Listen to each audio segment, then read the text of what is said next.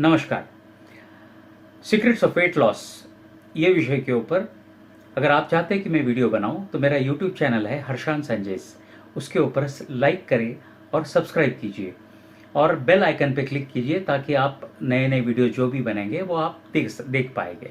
अगर आपको कुछ क्वेश्चंस है तो आप बिल्कुल वहाँ पे बेझिझक मेरे यूट्यूब चैनल के वहाँ पे आप क्वेश्चन दे सकते हैं या फिर ये नीचे दिए गए नंबर 9822035876 ये नंबर के ऊपर व्हाट्सअप करके क्वेश्चन पूछ सकते हैं। मैं आपका क्वेरी बिल्कुल सॉल्व कर दूंगा। धन्यवाद।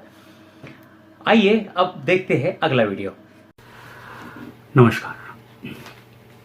आज जिस विषय पे मैं बात करना जा रहा हूँ वो है कोलेस्ट्रॉल। हमारे एक मित्र है जिन्होंने हमारे वीडियो देखे हैं और उन्होंने हमको एक प्रश्न पूछा है कि आप कह रहे हैं कि 70 से 80% हम लोग फैट खाएं और फैट खाने के बाद कोलेस्ट्रॉल नहीं बढ़ेगा, तो इसके ऊपर आप कुछ बातें बताइए तो ताकि हमको अच्छा लगे और समझे कि भाई हम फैट क्यों खाएं। अगर ये खा के हमारे कल जाके हम अगर हार्ट अटैक से मर गए, ये सब सारी चीज़ें अगर आप तो इसमें कुछ चीज़ें हो सकती है। तो इसके ऊपर मैंने थोड़ा सा रिसर्चेस पहले से कर चुके थे और मैंने सोचा था कि चलो क्यों ना हम लोग कोलेस्ट्रॉल के बारे में भी बात करें।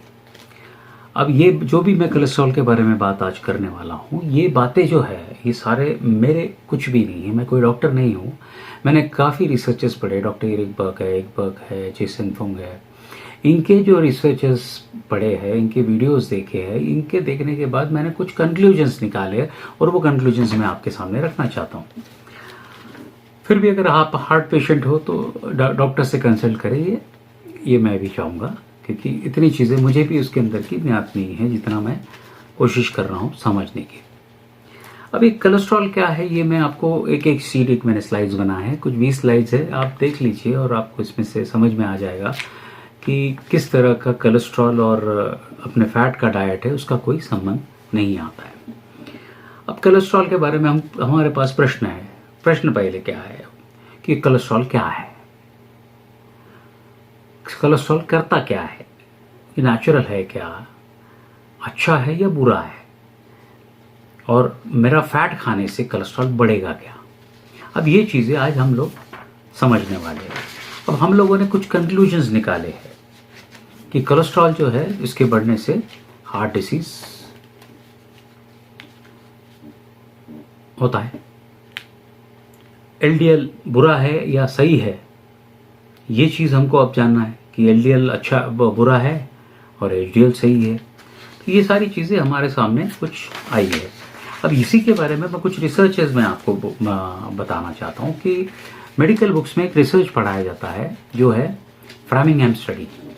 अब फ्रामिंघम स्टडी जो है बेसिकली 1948 की स्टडी है, जिस स्टडी के वजह से आज तक जो लोग बोलते हैं कि कोलेस्ट्रॉल बढ़ने की वजह से हार्ट अटैक आता है, 1948 में हुआ था, करीबन 70-72 साल पहले। ये रिसर्च उन्होंने ये बताया था कि हार्ट अटैक आने के बाद लोगों के ब्लड सैंपल लिए गए और उसमें ये बताया गया कि कोलेस्ट्रॉल की मात्रा बहुत ज़्यादा थी। तो कोलेस्ट्रॉल की मात्रा ज़्यादा रहने की वजह से ये कहा गया कि कोलेस्ट्रॉल जो है वो हार्ट अटैक के लिए कारणीभूत है।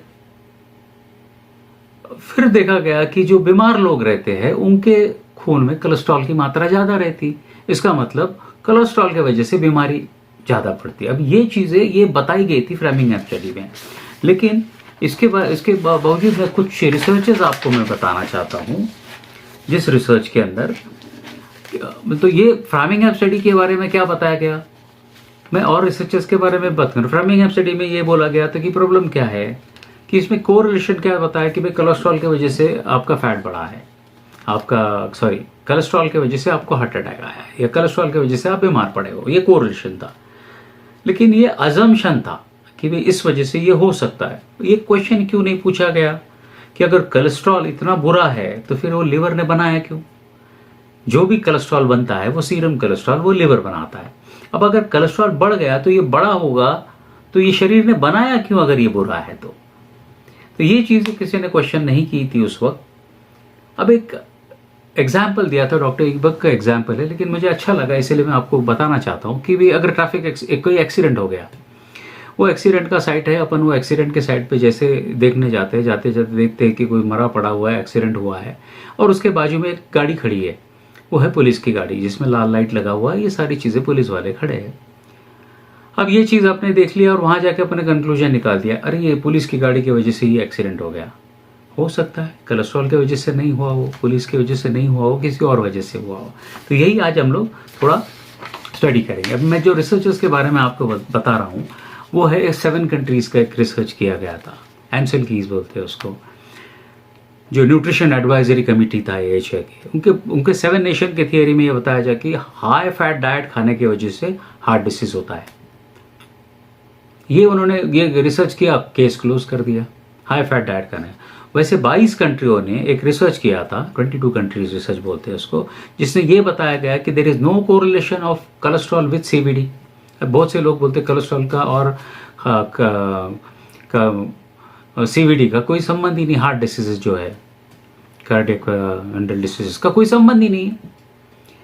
अब ये चीज़ें, इसमें फिनलैंड में एक स्टडी हुई थी, उसमें ये बताया गया था कि ज़्यादा हाई फैट खाने वाले के इसमें डेथ ज़्यादा है, हार्ट डेथ ज़्यादा है। तो वो कंक्लूजन निकाला गया कि जो ज़्यादा फैट खाते हैं उसमें डेथ है।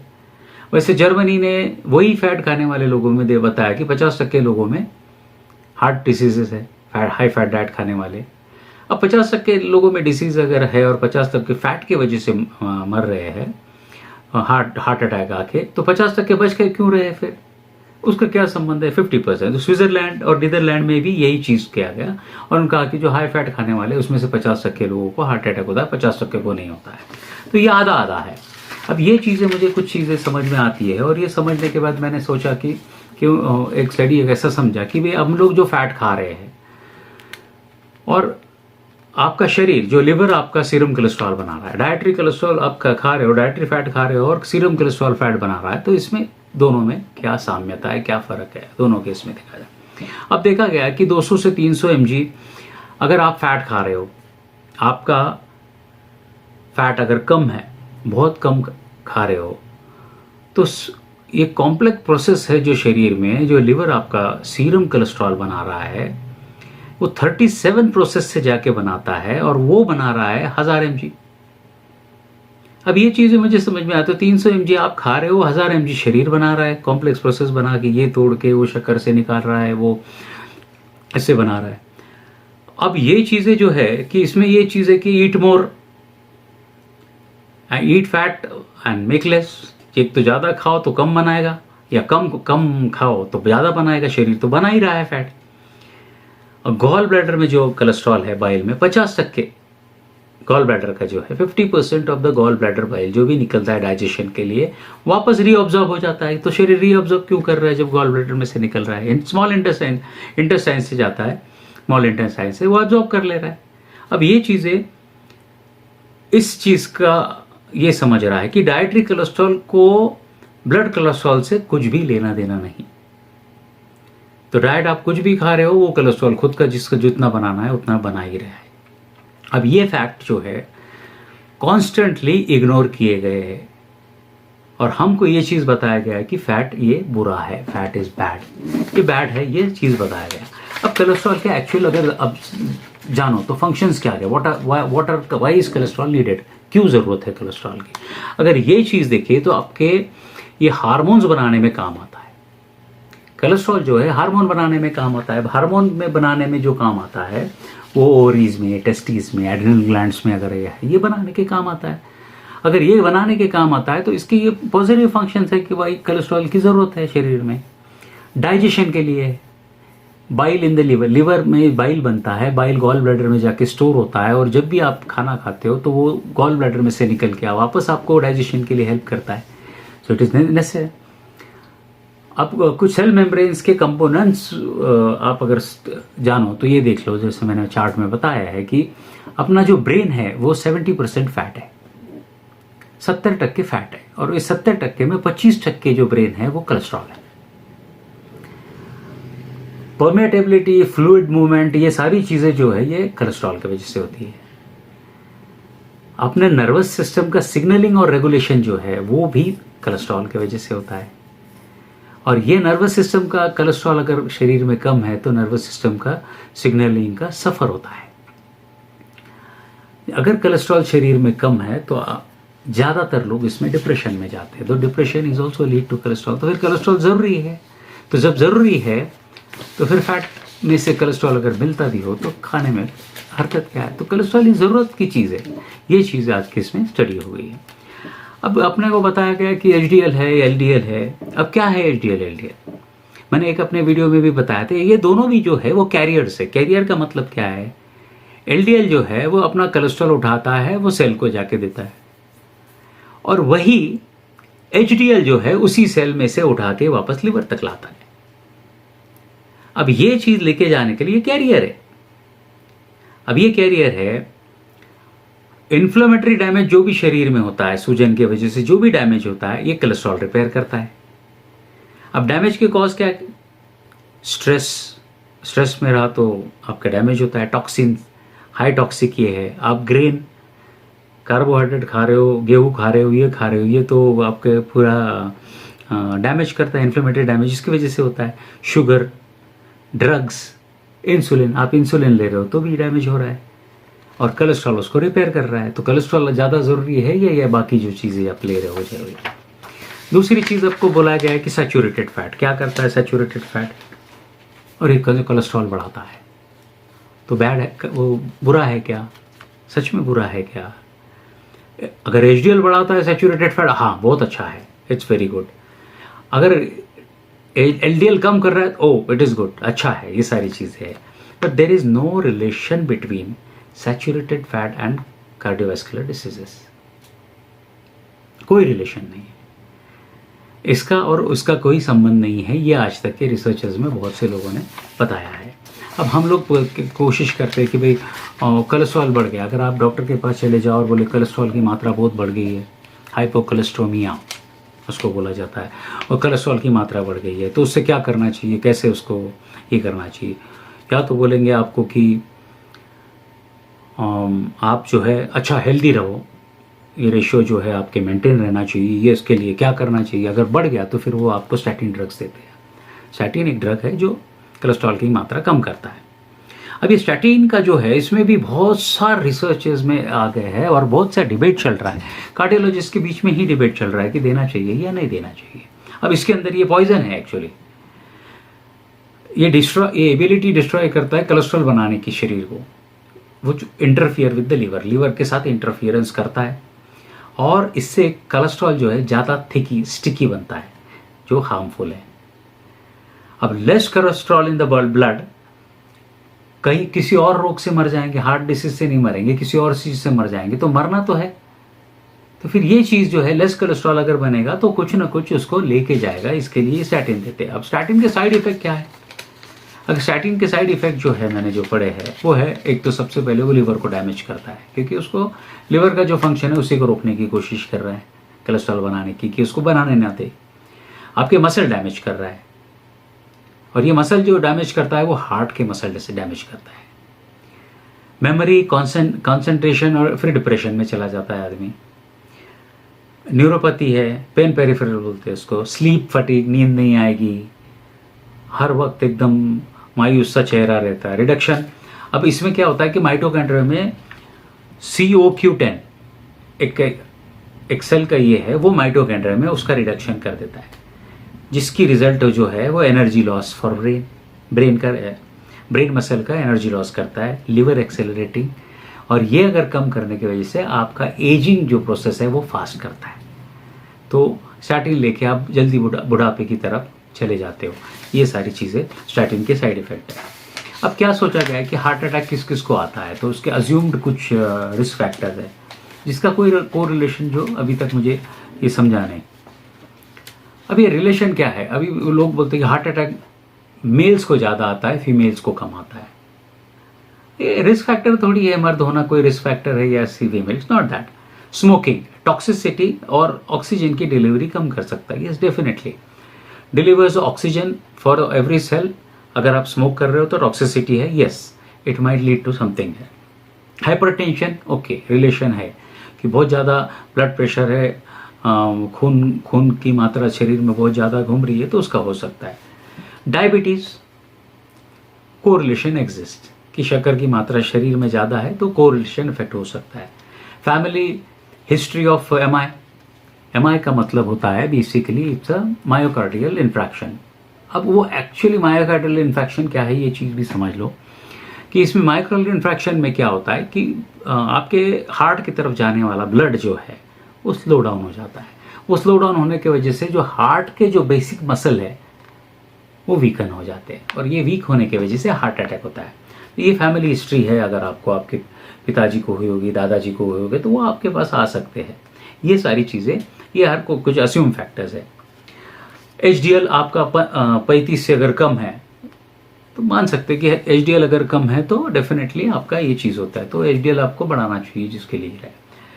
सीवियर ओबेसिटी, हाँ कोरिलेशन है कि बहुत ज़्यादा मोटापा है, लेकिन उसमें ऐसा नहीं, ऐसा तो कुछ है नहीं कि दुबले लोगों को हार्ट अटैक नहीं आता है, 70 साल के 70 किलो वजन के आदमी को हार्ट अटैक नहीं आता, ऐसा कुछ भी नहीं है। अब ये सारी चीज़ों में अज्यूम फैक्टर्स में डाइटरी कोलेस्ट्रॉल का इसमें कोई भी रोल नहीं है। आप फैट कितना खाते हो इसका क्या भी कोई भी रोल ये सारी चीज़ अज्यूम फैक्टर्स में भी नहीं है, बिकॉज सीरम कोलेस्ट्रॉल जो है वो हार्ट तुम्हारा लिवर बनाता है हमारे खाने से, उससे इसका कोई संबंध नहीं होता है। अब रियल रिस्क फैक्टर्स क्या है ये चीज़ अगर आप समझ लो तो ये अगर समझ लो तो बाकी सब चीज़ें आपको बहुत आसानी से समझ में आ जाएगी। अब रियल ये है वो है इन्फ्लेमेशन, सूजन। शरीर बदन के ऊपर जो इन्फ्लेमेशन होता है ये रियल है। इन्फ्लेमेशन किस वजह से होता है? ये होता है इंसुलिन ज़्यादा ट्रिगर होता है। कार्ब, शुगर, स्टार्च, ग्रेन, ये सारी चीज़ें खाने की वजह से आपका इंसुलिन ट्रिगर होता है, जिसकी वजह से इन्फ्लेमेशन होता है। शक्कर की मात्रा शरीर में बढ़ जाती है, शरीर में पानी की मात्रा बढ़ जाती है, सूजन की मात्रा बढ़ती है, इन्फ्लेमेशन होता है। एलर्जी से, अब एलर्जी किस वजह से होता है? एलर्जी जो है दूध की वजह से एलर्जी होती है, ग्रेन्स की वजह से होती है, शुगर, टॉक्सिन, स्ट्रेस लेने की वजह से होती है। अब स्मोकिंग की वजह से टॉक्सिसिटी आती है, और उसमें स्मोकिंग से क्या होता है बेसिकली शरीर के अंदर ऑक्सीजन की मात्रा कम जाती है, और ऑक्सीजन की मात्रा शरीर में कम जाए तो हो जाए हाइपरटेंशन। अगर आपका बीपी बहुत ज़्यादा हाई शूट होता हो तो ये इसका डेफिनेटली रिलेशन है कि बीपी अगर है तो आप हार्ट डिसीज में आता है। डायबिटीज़ है तो डायबिटीज़ अगर आपको है बोलते शक्कर की मात्रा ज़्यादा होती है। अब शक्कर की मात्रा ज़्यादा होती है तो शक्कर की मात्रा शरीर में हम लोग फूड में से कम कर सकते हैं, फैट से कहाँ आपको शक्कर की मात्रा बढ़ने वाली है, सारी चीज़ें। फैमिली हिस्ट्री है, HDL 35 से कम है, 35 से कम अगर HDL है इसकी वजह से है। Severe obesity, yes correlation definitely है। डाइटरी कोलेस्ट्रॉल कुछ भी लेना देना नहीं। अब दोनों चीज़ में आपने देख लिया, अज्यूम्ड रिस्क फैक्टर्स देख लिया और ये एक्चुअल है। अब ये दोनों चीज़ों में डाइटरी कोलेस्ट्रॉल का कहीं भी कुछ भी संबंध हार्ट से आता नहीं है। ये सारी चीज़ें कोरिलेशन आता ही नहीं है।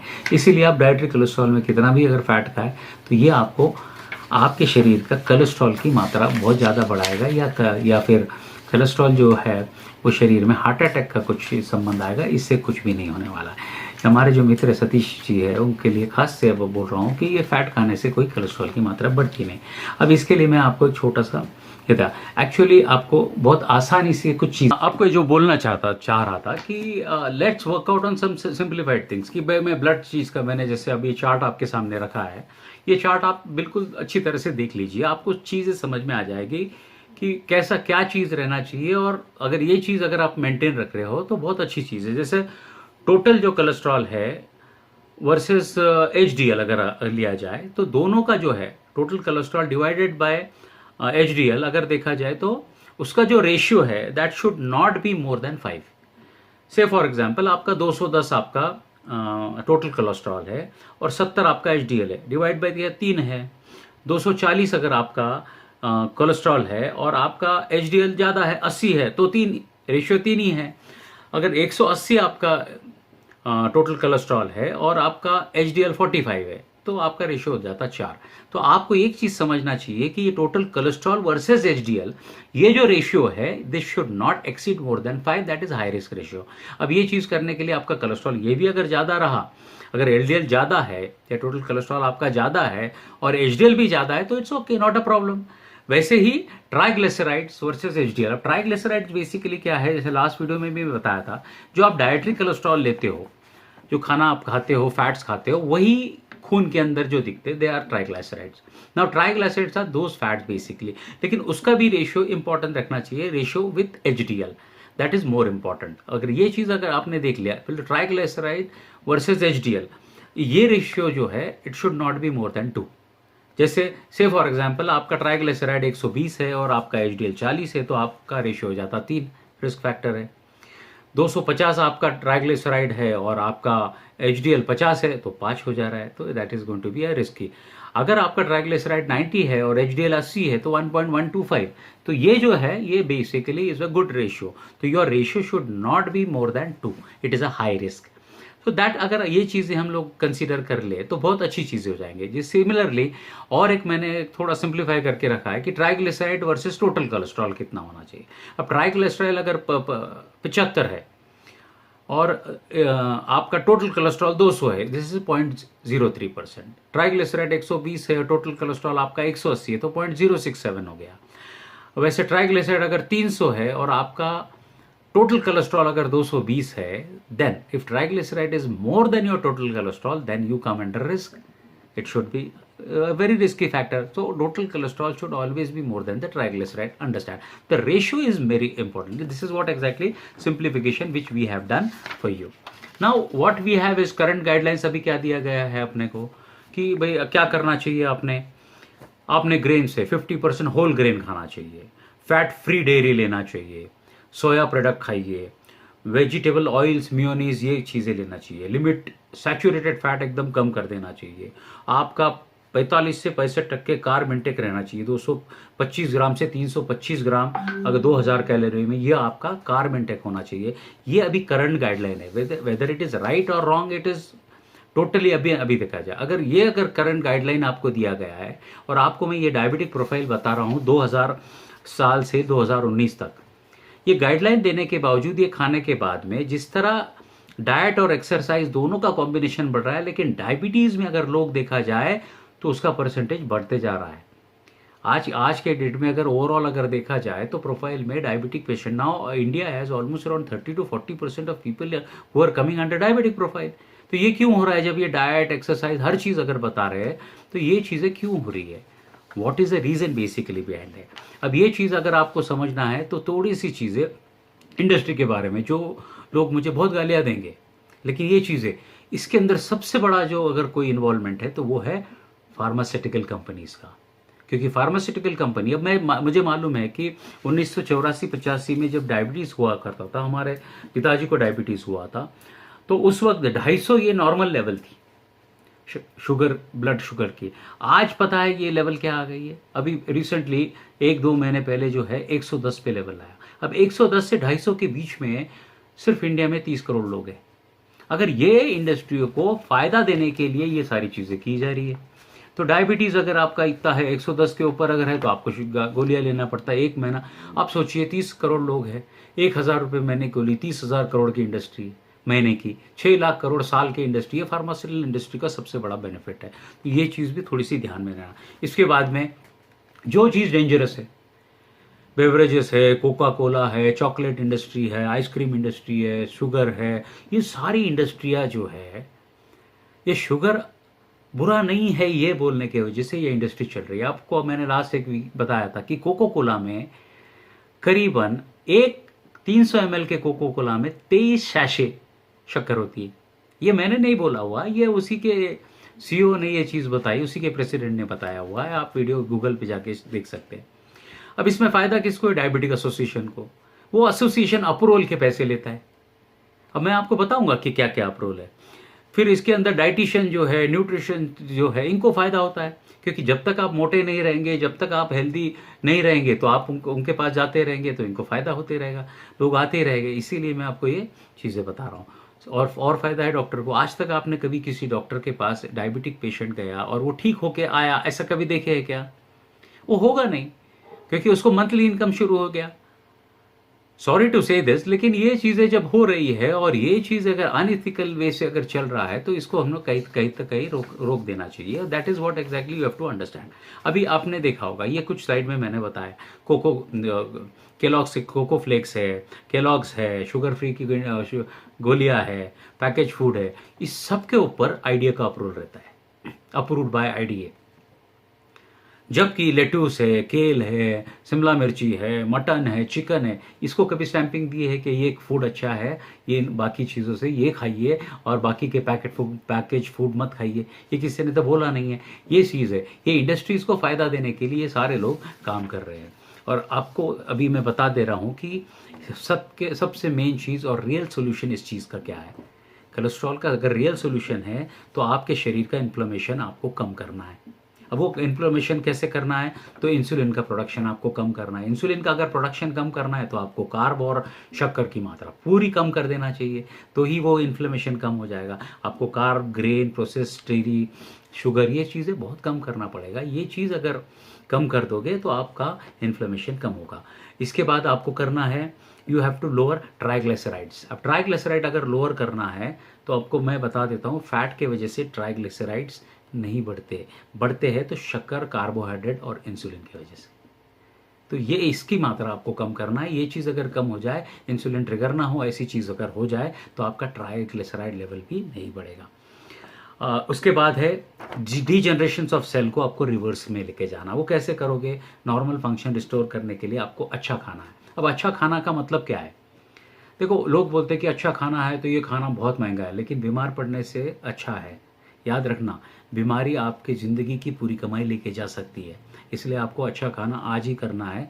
ताकि पहले क्या था, 1950 में 20 से 30% आपका जो कमाई थी वो खाने में जाती थी, आज 5% के ऊपर नहीं जाती है। आपका पगार जो भी है उसका 5% आप खाने पे खर्चा नहीं करते हो, आप खर्चा करते हो कपड़ों पे, जूतों पे, आप कपड़ा करते हो मोबाइल पे खर्चे।